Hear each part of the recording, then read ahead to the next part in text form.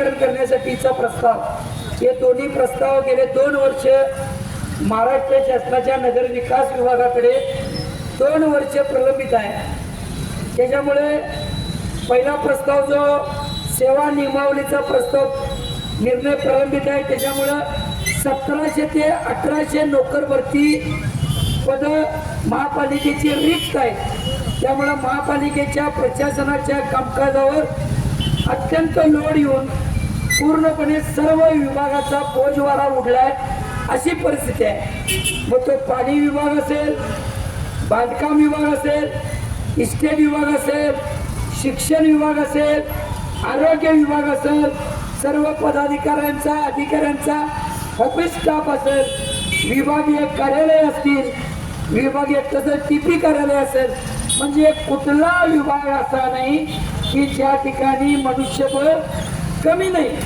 एकदम कमी आहे। आणि रिक्त पद घेऊन एकेका अधिकाऱ्याकडे किंवा दुय्यम दर्जाच्या अधिकाऱ्याकडे 3-3, 4-4 विभागाचा चार्ज दिल्यामुळे नागरिकांना सेवा देण्यासाठी महापालिकेची यंत्रणा अत्यंत कमी पडायला आहे। त्यामुळे गुणवत्तापूर्वक काम होत नाही आहे, भ्रष्टाचाराची कामं फोफवलेली आहेत, नको त्या सो कॉल्ड मक्तेदारी काम म्हणजे ब्लॅकमेलिंग काम करणाऱ्यांचं फोफावत आहे। मूलभूत सेवा सुविधेचा कचरा उठाव, आरोग्याची सेवा देण्याचं कामकाज असू दे किंवा पौडी विभागाचं काम असू दे, लाईट विभागाचं काम असू दे, कोणतंच काम समाधानकारक नाही। पण गेली 1.5 वर्ष हे नवीन सभागृह येऊन झालं आम्हाला।